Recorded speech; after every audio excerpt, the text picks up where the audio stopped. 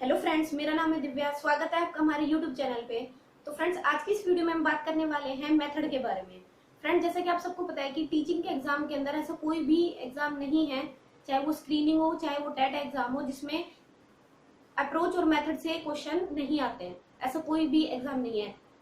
ये जो टॉपिक है ये इतने इंपॉर्टेंट टॉपिक है कि आपको कोई भी एग्जाम, अगर हम टीचिंग एग्जाम देते हैं तो उसमें ये दो टॉपिक से क्वेश्चन जरूर पूछे जाते हैं, अप्रोच और मेथड। इसलिए दोनों टॉपिक बहुत ज्यादा इंपॉर्टेंट है। और मेथड में भी friends, grammar cum translation method और दूसरा कम्युनिकेटिव लैंग्वेज टीचिंग मेथड, ये दोनों टॉपिक ऐसे हैं जिनसे जरूर क्वेश्चन आ जाता है, क्योंकि ये दोनों मेथड्स जो हैं वो सबसे ज्यादा यूज होते हैं हमारे टीचिंग के दौरान। तो फ्रेंड्स, ये दोनों जो भी अप्रोच और मेथड जो भी इंग्लिश में हमारे यूज होते हैं, इनमें सबसे ज्यादा इंपॉर्टेंट दो ही मेथड है हमारे, तो उन्हें हम डिटेल से पढ़ेंगे। तो फर्स्ट टॉपिक है हमारा इसमें grammar cum translation method. Friends, grammar cum translation method जैसे इसके नाम से ही क्लियर है, grammar cum translation. It means इसमें क्या होता है, इस मेथड के अंदर जो हमारी ग्रामर होती है, जो हमारी सेकेंड लैंग्वेज होती है, ठीक है। सबसे पहले लैंग्वेज का एम क्या होता है, हमारा जो इंग्लिश टीचिंग का एम क्या होता है, लैंग्वेज का एम क्या होता है। सबसे पहले इसका एम होता है हमें second language. Second language it means आप इसको फॉरेन लैंग्वेज भी बोल सकते हैं, फॉरेन लैंग्वेज, सेकेंड लैंग्वेज, या इसको हम बोल सकते हैं इंग्लिश लैंग्वेज। ये फ्रेंड्स, इंग्लिश लैंग्वेज। तो हमारी जो सेकेंड लैंग्वेज, फॉरेन लैंग्वेज, या इसको हम इंग्लिश लैंग्वेज बोल सकते हैं, इन्हें पढ़ाने के लिए, इन्हें सिखाने के लिए सबसे पहले किसका यूज होता है, ग्रामर का यूज होता है। ये फ्रेंड्स, सबसे पहले इसमें क्या इंपॉर्टेंट बन जाता है कि जो ग्रामर का स्ट्रक्चर है, इंग्लिश सिखाने के लिए सबसे पहले क्या होता है, ग्रामर का स्ट्रक्चर होता है, उसे सिखाना जरूरी होता है। तो फ्रेंड्स, ये जो मेथड है ये कम्प्लीटली ग्रामर पे बेस्ड होता है। तो कई बार एग्जाम में आता भी है कि कौन सा ऐसा मेथड है जो सिर्फ ग्रामर पे फोकस करता है, तो इसके अंदर सिर्फ और सिर्फ ग्रामर पे फोकस किया जाता है। इसके थ्रू हम ग्रामर के स्ट्रक्चर को सिखाते हैं। तो कौन सा मेथड है, ग्रामर कम ट्रांसलेशन मेथड। ठीक है फ्रेंड्स, अब ट्रांसलेशन मतलब क्या है, इसको ट्रांसलेट किया जाता है, इसको कन्वर्ट किया जाता है किसके अंदर, मदर टंग के अंदर। इट मीन्स क्या होता है कि इसमें जो साइकोलॉजिस्ट थे वो ये मानते थे कि कोई भी लैंग्वेज जब हम सिखाते हैं, कोई भी सेकेंड लैंग्वेज, फॉरेन लैंग्वेज जब हम सिखाते हैं, तो उसको मदर टंग से रिलेट करना जरूरी होता है, क्योंकि मदर टंग जो स्टूडेंट के लिए बिल्कुल फेमिलियर होती है, क्योंकि वो शुरू से मदर टंग को से ही पढ़ता आ रहा है। तो इसमें इजी हो जाता है इंग्लिश को रिलेट करना हिंदी से, मदर टंग से रिलेट करना इजी हो जाता है। ठीक है फ्रेंड्स, और वो चीजें जल्दी सीखता है स्टूडेंट। तो इसलिए ही इस मेथड को बहुत ज्यादा फोकस किया गया था। और ये जो मेथड है ये हमारा सबसे ट्रेडिशनल मेथड है, सबसे पहला मेथड है, सबसे पुराना मेथड है। तो कई बार एग्जाम में आता है कि सबसे ओल्डेस्ट मेथड कौन सा है हमारा, तो सबसे ओल्डेस्ट मेथड जो है वो है ग्रामर कम ट्रांसलेशन मेथड। ठीक है friends, grammar cum translation method सबसे ओल्डेस्ट मेथड है। इसको हम क्लासिक मेथड या इसको हम ओल्डेस्ट मेथड या क्लासिक मेथड या ग्रामर मेथड के नाम से भी जानते हैं। ठीक है फ्रेंड्स, और इसका एक और नाम है, इसको ट्रेडिशनल मेथड भी कहते हैं, ट्रेडिशनल। ठीक है फ्रेंड्स, इसको ट्रेडिशनल मेथड भी कहते हैं। ट्रेडिशनल मेथड क्योंकि ये परंपरागत जो है मेथड माना जाता है। ठीक है फ्रेंड्स, सबसे पुराना मेथड है, ये याद रखना है आपको। कई बार एग्जाम में पूछा जाता है grammar cum translation method is also known as, तो इसको किस और नाम से भी जाना जाता है, तो उसमें आंसर होगा आपका क्लासिक मेथड या ट्रेडिशनल मेथड। ठीक है फ्रेंड्स, क्लासिक मेथड या ट्रेडिशनल मेथड। अब बात करते हैं हम इसके प्राइम सपोर्टर्स की, इसको सपोर्ट किसने किया था। तो फ्रेंड्स, इसमें तीन सबसे मेजर नाम आते हैं हमारे। पहला इसमें John Seddon, John Medinger and Paul Plotts. ठीक है फ्रेंड्स, इन तीनों नाम को अच्छे से आपको याद कर लेना है, जॉन सीडन, जॉन मैडनर और पॉल प्लोट्स। ये तीनों ही साइकोलॉजिस्ट है जो जिन्होंने ग्रामर कम ट्रांसलेशन मेथड को बहुत ज्यादा सपोर्ट किया था। ठीक है फ्रेंड्स, अब नेक्स्ट बात करते हैं हम ग्रामर। इसके अंदर क्या सिखाया जाता है, कैसे सिखाया जाता है, तो इसमें ग्रामर को किस में कन्वर्ट किया जाता है, मदर टंग में, यानी कि मदर टंग से ग्रामर को रिलेट किया जाता है। ठीक है फ्रेंड्स, तो इसके अंदर क्या होता है कि कुछ स्ट्रक्चर्स होते हैं, जैसे ग्रामर में सबसे पहले बेसिक में क्या सिखाया जाता है, स्ट्रक्चर सिखाए जाते हैं। तो इसके अंदर क्या होता है, स्ट्रक्चर को, दोनों स्ट्रक्चर्स को, इट मीन्स जो हमारा फॉरेन लैंग्वेज का स्ट्रक्चर है, दैट मीन्स ग्रामर का जो स्ट्रक्चर है, उसको किससे रिलेट किया जाता है, हमारा मदर टंग का, यानी कि हिंदी का जो हमारा स्ट्रक्चर है, उन दोनों को एक दूसरे से रिलेट करके सिखाया जाता है, इसलिए उसको सिखाना इजी होता है। और आजकल जो भी हमारे क्लासरूम में अभी भी 90% जो क्लासरूम है, इंडियन क्लासरूम होते हैं, इनके अंदर अभी भी इस मेथड पे ही ज्यादा फोकस किया जाता है। क्योंकि ओवर क्राउडेड क्लासेस के अंदर ही बहुत ज्यादा यूजफुल होता है। ठीक है फ्रेंड्स, तो अब बात करते हैं इसमें स्ट्रक्चर को कैसे सिखाया जाता है। ठीक है, इसके अंदर एक चीज और ऐड करते हैं हम कि ये किसको फॉलो करता है, एप्रिशिएटिव थ्योरी को। किसको फॉलो करता है ये, एप्रिशिएटिव थ्योरी को। एप्रिशिएटिव थ्योरी क्या थी फ्रेंड्स, एप्रिशिएटिव थ्योरी थी जिसमें हम न्यू आइडियाज को यानी कि जो नए आइडियाज हैं हमारे, इट मीन्स किसके थे नए आइडियाज, फॉरेन लैंग्वेज के। ठीक है फ्रेंड्स, फॉरेन लैंग्वेज या इंग्लिश लैंग्वेज बोल सकते हैं।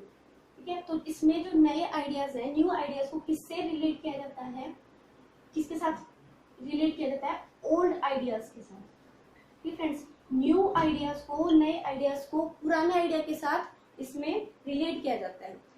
तो और पुराने आइडियाज कौन से, हमारे ये मदर टंग, जो भी हमारे मदर लैंग्वेज है उसके साथ रिलेट किया जाता है। तो यानी कि इसके अंदर एप्रिशिएटिव थ्योरी क्या है, जिसमें हम न्यू आइडियाज को रिलेट करते हैं ओल्ड आइडियाज से, पुराने आइडियाज के साथ रिलेट करते हैं, इसलिए कहा जाता है एप्रिशिएटिव थ्योरी। तो फ्रेंड्स, इसमें एक चीज बहुत, ये क्वेश्चन कई बार आ चुका है पहले भी, कि एप्रिशिएटिव थ्योरी यानी कि कौन सा ऐसा मेथड है जो हमारी एप्रिशिएटिव थ्योरी को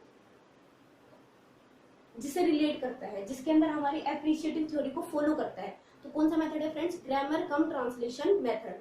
ठीक है, क्योंकि इसमें दो अलग अलग लैंग्वेज है, उन दोनों को एक दूसरे के साथ रिलेट करके पढ़ाया जाता है।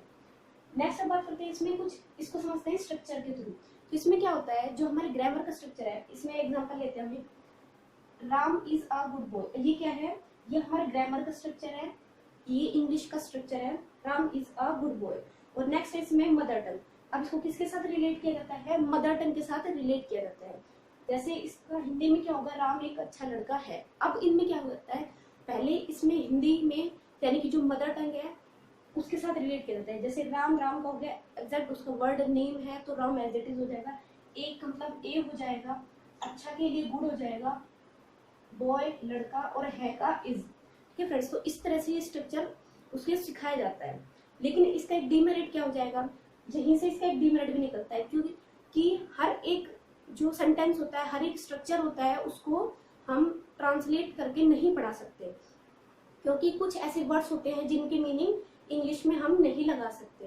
ठीक है, जैसे अब यही एक इसी तरह का एक सेंटेंस है, एक और सेंटेंस है इसमें, मेरे पास एक किताब है। ठीक है फ्रेंड्स, अब इसका इंग्लिश में कन्वर्ट करते हैं तो मेरे का हो जाएगा आई, पास मतलब हैव, एक इट मीन्स एक, और किताब मीन्स बुक। लेकिन अब इसमें ये वाला जो लास्ट है ये तो रह गया। ठीक है, तो इसके लिए अब यहाँ पर इस हिसाब से पहले वाले स्ट्रक्चर के अकॉर्डिंग तो यहाँ पर क्या यूज हुआ है, इज यूज हुआ है के लिए।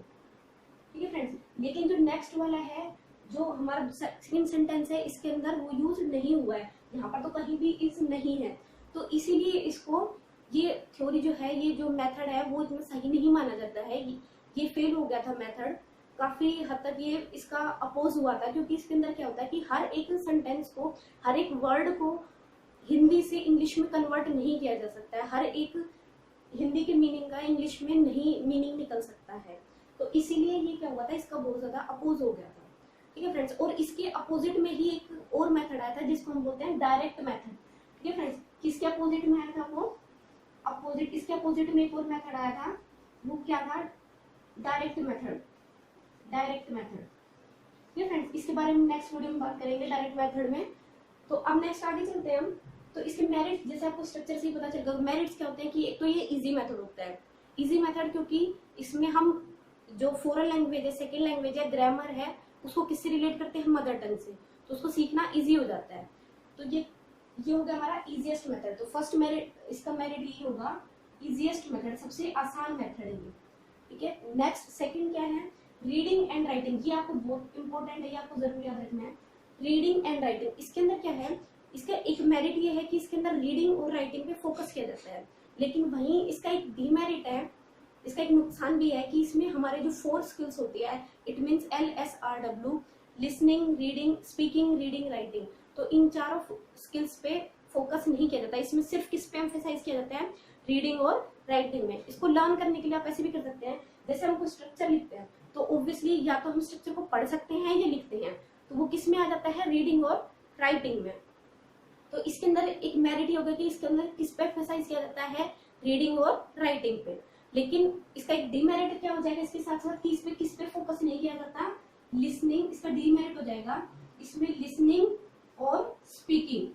ठीक फ्रेंड्स, लिसनिंग और स्पीकिंग पे कोई भी फोकस नहीं किया जाता है, लिसनिंग और स्पीकिंग पे कोई भी फोकस नहीं किया जाता है।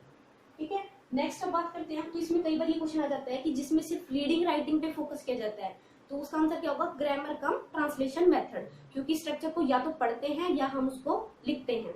ठीक है फ्रेंड्स, नेक्स्ट अब बात करते हैं इसमें ओवर क्राउडेड क्लास। इसका एक बेनिफिट ये कि जो हमारी ओवर क्राउडेड क्लास होती हैं उसमें यूजफुल होता है। क्या ओवर क्राउडेड क्लास के लिए कौन सा मेथड यूज होता है, वो है ग्रामर कम ट्रांसलेशन मेथड, जो हम आज भी अभी भी अपने क्लासेस में यूज करते हैं। लेकिन फ्रेंड्स, इसका यहाँ पे साथ साथ एक डीमेरिट भी निकल आता है कि इसके अंदर ये सिर्फ क्या होता है, ये टीचर सेंटर्ड होता है, ये स्टूडेंट सेंटर नहीं है, क्योंकि इसमें सिर्फ टीचर ही स्ट्रक्चर को बताता है और उसे रिलेट करता है, एक्सप्लेन करता है। इसमें स्टूडेंट का कोई एक्टिव पार्टिसिपेशन नहीं होता है, इसलिए ये मेथड फेल हो गया था। और यहीं से इसका डीमेरिट निकल आया कि इसके अंदर ये क्या है, ये स्टूडेंट लर्नर नहीं है, जितना कंपैरेटिवली होना चाहिए ये स्टूडेंट लर्नर नहीं है। ठीक है फ्रेंड्स, स्टूडेंट लर्नर नहीं है, ये टीचर लर्नर है, सॉरी टीचर सेंटर है, स्टूडेंट सेंटर नहीं है, स्टूडेंट सेंटर नहीं है, सेंटर्ड नहीं है, ये क्या है, टीचर सेंटर्ड है। इसमें सिर्फ टीचर ही उसे एक्सप्लेन करता है स्ट्रक्चर को। नेक्स्ट अब बात करते हैं इसके अंदर नोन टू अननोन। इसके अंदर दो रूल्स हैं, ये आपको जरूर याद रखने हैं। इसके अंदर दो रूल है हमारे, नोन टू अननोन और डिडक्टिव मेथड। तो फर्स्ट इसमें नोन टू अननोन। फ्रेंड्स, जो ग्रामर कम ट्रांसलेशन मेथड है उसके अंदर known to unknown, it means ज्ञात से अज्ञात की ओर जाते हैं हम लोग, ज्ञात से अज्ञात की ओर। इट मीन्स जैसे ज्ञात क्या हो गया, जैसे कि हमें जो हमारी मदर टंग है तो उसके बारे में हमें पता है, तो नोन है, नोन लैंग्वेज है, और उससे हम क्या करते हैं, ग्रामर के स्ट्रक्चर का फॉर्मेशन करते हैं, उसके साथ रिलेट करते हैं ग्रामर के स्ट्रक्चर को। ठीक है, तो यानी कि जो हमारी मदर टंग है, ये जो लैंग्वेज है, इसके साथ हम किसको रिलेट करते हैं, ग्रामर की लैंग्वेज को, ग्रामर के स्ट्रक्चर को रिलेट करते हैं। ठीक है, तो इसलिए ये जो मेथड होता है किस कौन से रूल को फॉलो करता है, नोन टू अननोन को। ये कई बार एग्जाम में पूछा जाता है, आपको एज इट इज लर्न करना है, नोन टू अननोन, ज्ञात से अज्ञात की ओर जाता है। सेकेंड है इसके अंदर, ये किसको फॉलो करता है, डिडक्टिव मेथड को। डिडक्टिव मेथड क्या होता है फ्रेंड्स, डिडक्टिव को हिंदी में बोलते हैं निगमन विधि।